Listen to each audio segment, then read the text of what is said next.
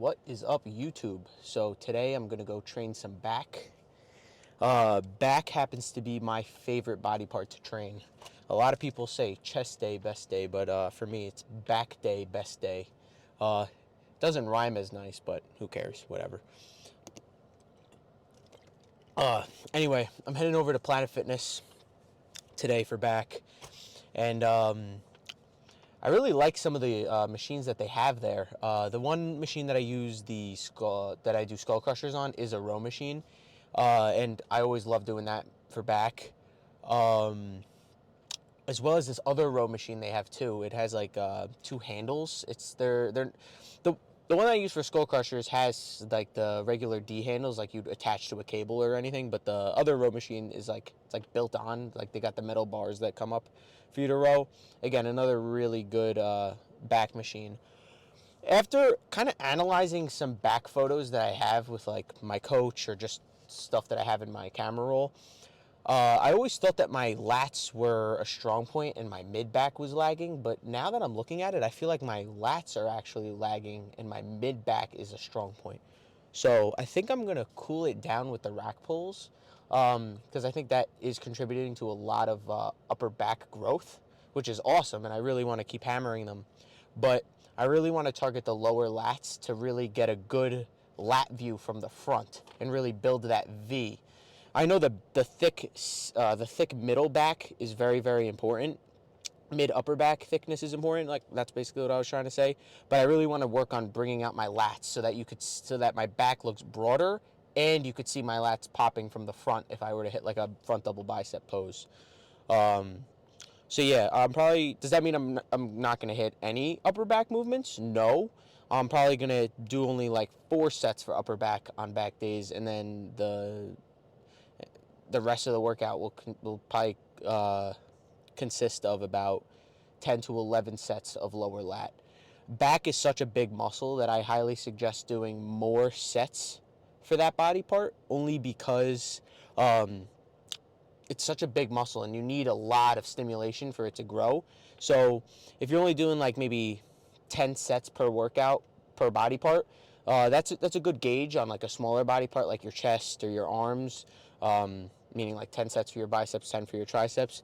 That's fine, but for back and like legs, it's such a big muscle that it definitely needs a lot of stimulation to grow. So I highly suggest maybe pushing the sets up to maybe 15, 16 sets.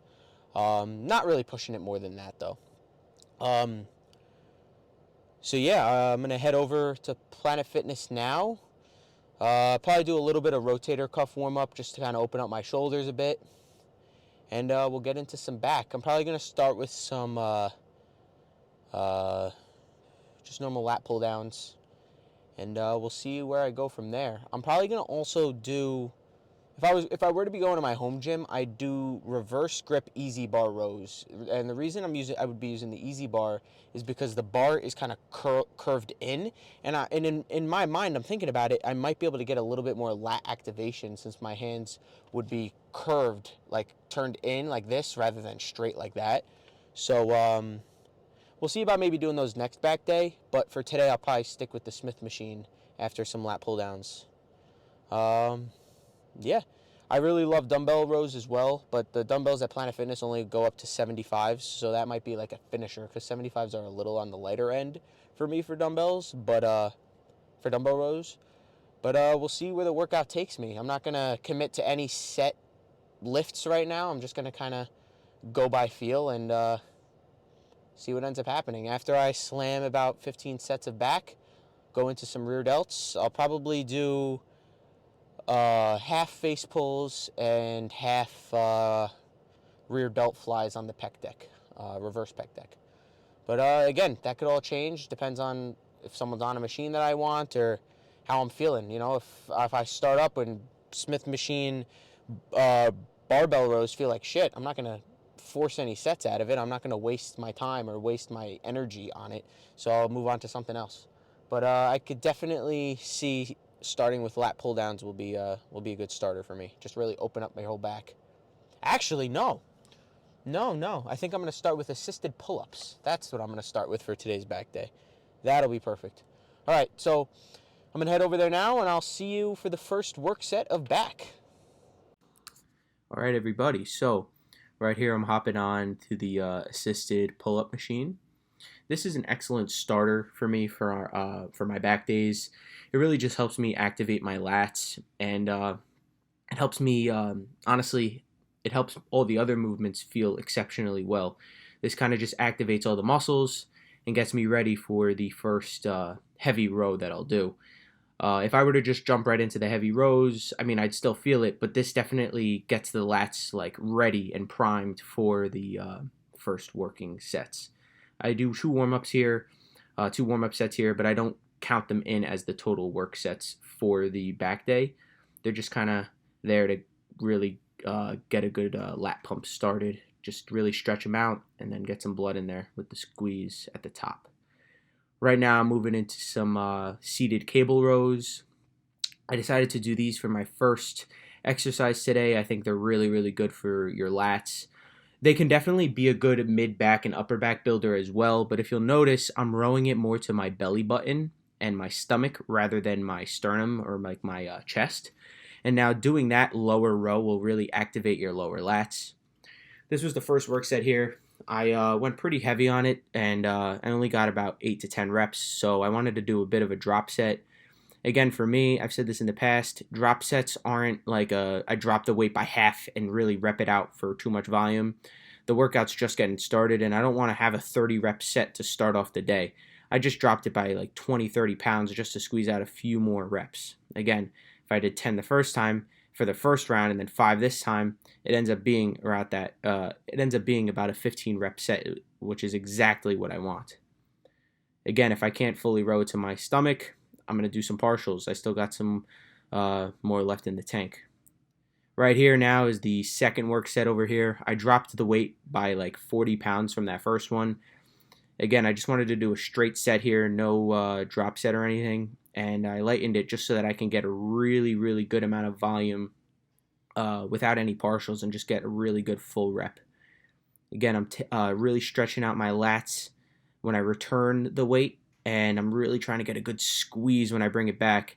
My mindset on these is I really want to pull with my elbows, and I really want to pinch my armpits just to engage the lats. And when you combine those two, like pinching your elbows, and I meant not pinching your elbows, pinching your armpits and pulling with your elbows, it really engages your lats amazingly. Now moving into the second lat focused movement of the day, moving into some lat pull downs. I saw this bar and it looked interesting to me, and honestly I'm really happy I decided to use it. It really put my hands in a nice position to target my lats, which felt really, really nice. Again, I'm getting a good stretch at the top, holding it for a second and then pulling it right back down. Constant tension is key in my opinion. And when I can't bring it fully down, that doesn't mean the set is over. I'm going to really try to squeeze out of as many partials as possible.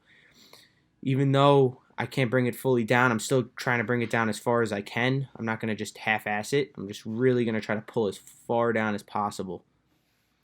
Great set here. Now I'm moving into some barbell rows on the Smith machine. With these, I'm really trying to pinch my shoulder blades together and just activate my back and not use my arms at all. And I think the Smith machine really helps with targeting your back on barbell rows rather than just free weight, because it's on a track and you can only really row it one way. So if you get your feet in a really nice position and you just row it to the same spot, it'll really annihilate your back. This was the one upper back movement that I did today. Like I said in the car, I really wanted to focus more on my lats rather than my upper mid back. Now I'm moving in. I did 3 sets of double overhand rows. Now I'm moving into some underhand rows. Again, for these, I showed you from a back angle just to show I'm really not swinging at all. I don't want any unnecessary momentum. Keeping my back in a stable position, and I'm just rowing up. Again, you just see my back squeeze. These felt really, really nice. I'm not swinging to really jerk the weight up. I really want to isolate my back the entire time. All right, now I'm doing a little bit of a drop set over here. And you'll notice when I do these, I really like to get a good squeeze on my back. And I'm not really just going to go slamming rep by rep. I just want to get a good squeeze and then back down. These felt exceptional today. Really, really nice. Get a real good squeeze and then back down. Constant tension. Again, I don't want to hold the weight for too long because then I'm just wasting energy and putting a lot of stress on my lower back. Now moving into the seated cable row machine. This is easily one of my favorite back builders. Ever since I joined this Planet Fitness, this has been a staple on back day, this machine. Um, these feel real nice. I'm getting a real good squeeze and then back slow. Noticing this, I really wish I stretched out my lats a bit more. So the chest pad, I'm going to move it out a little bit more just so I get a better stretch next time. But just like on the seated cable row machine that I started with, double hand with like the V-bar, I'm having the same mindset with these. I mentioned this earlier and I'll mention it again. I really want to squeeze my armpits just to engage my lats, and I'm really wanting to pull with my elbow. I'm going to pretend that there's somebody on the other side of the gym with a rope attached to my elbow, and they're just going to pull that. And visualizing that and thinking that really helps me engage my lats more, and it really helps me take the focus off of my arms pulling the weight and really puts the focus on my back. I really hope that makes sense because hearing that really helped me, so I'm hoping that it helps you guys. If you're confused by what I said, I'll definitely try to explain it more in depth next back day. Again, really good stretch and then right into a squeeze. I'm not going to just get a slight squeeze. I really want to hold it there and force all the blood into the lats. And I start to kind of rotate my hand into like an underhand position, and that really engages the lower lats. Just showing one more set over here. These felt really, really nice today. Again, constant tension on your back is key. Not only your back, but for any muscle that you're training.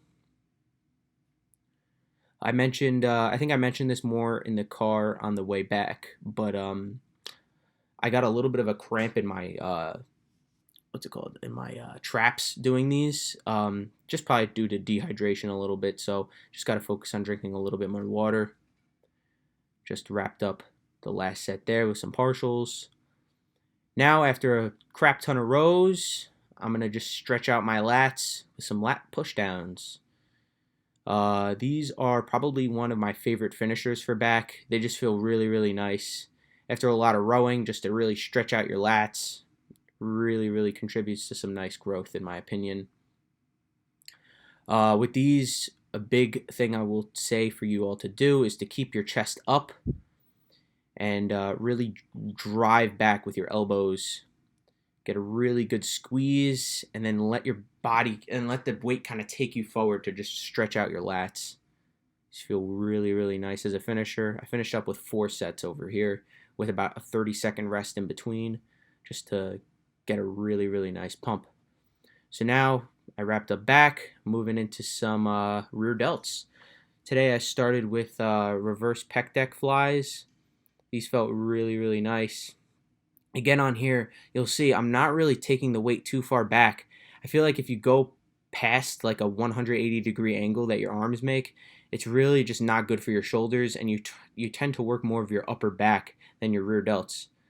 When you're doing these, you really don't want to go back that far. You really just want to isolate your rear delts the entire set. Did a little bit of a drop set here. I did 4 sets of pec deck flies today over here, and then you'll see next I do some rope face pulls. On the rope face pulls, I did 6 sets over here today. I mentioned this later in the car, but face pulls have been feeling phenomenal for me recently. Really notice how I'm placing my hands, because I know a lot of people don't like face pulls. They just don't feel it in their rear delts, and I was definitely one of those people. But try out this hand placement that I'm using right now. And it is game changing. It isolates your rear delts the entire set. So I highly recommend you grab the rope like this, and let me know what you think if you try them out. Anyway, that's it for this workout. I'll see you in the car. What is up, YouTube? So I just wrapped up my back and rear delt workout. All in all, fantastic workout. As I said on the ride over here, I wanted to target more of my lower lats today than my upper back. And I would call that mission successful because my lats are feeling absolutely pumped right now. And I finished my back workout about 45 minutes ago because I did rear delts after. So yeah, all in all, great workout. On the last set of the single arm cable rows on the machine, I got a little cramp in my trap back here, but it kind of worked out that that was the last row machine, because then I did the push downs after, and that didn't irritate it at all. Yeah, so great back workout. Then moving over into rear delts, again, awesome rear delt workout. Um, Face pulls recently have been feeling on point. I have a new hand positioning on the rope, and like that, just the way it like targets my rear delts is unreal. I was always kind of hating face pulls because I never felt them there. I always either felt them in my biceps or my traps, and never in my rear delts, and it would piss me off. But the new hand placement targets them 100%. I could feel them on the first rep, which is fantastic. Um, Reverse pec deck flies used to be like my bread and butter. Like they were perfect for me. But now I'm thinking face pulls are, are working a little bit better. So I'm really happy about that. Um, so yeah, all in all, great freaking workout. Um, I'm gonna go home now and have meal number 4. Um, yeah, and that's about it. Uh, Please drop a comment down below if you have any questions on like dieting or training. I'd be happy to help. There's a few things that I'd want to talk about in terms of dieting. Like before, I was kind of just thinking of things in my head and like what to talk about, and sauces came to my mind for some reason. I feel like a lot of people need to track their sauce macros because you don't realize how many calories and how many carbs and sugars are in certain sauces. Mustard is like a go-to good sauce to use because it's no calories. It's like nothing. So try to savor how you use mustard because you don't want to get too sick of it because it's one of those really, really good ones to add to your food without any like um, taking a toll on your calories or whatever. But any sauce, really go for like zero sugar or zero carb, zero calorie, because those calories really add up, especially if you're not mindful of how much you're putting on. Because you could just simply, make some ground beef and want some ketchup on there, and you go and load it up with ketchup, and next thing you know, you got 50 calories worth of ketchup on there, and you're trying to cut. And if you have 50 calories worth of ketchup every single day over the week, that comes out to a 350 calorie surplus that you didn't even really track. So you really got to be careful about sauces, and you got to track them at least once and kind of get a visual in your head of how much sauce you're really using. Um, it's an important thing to do.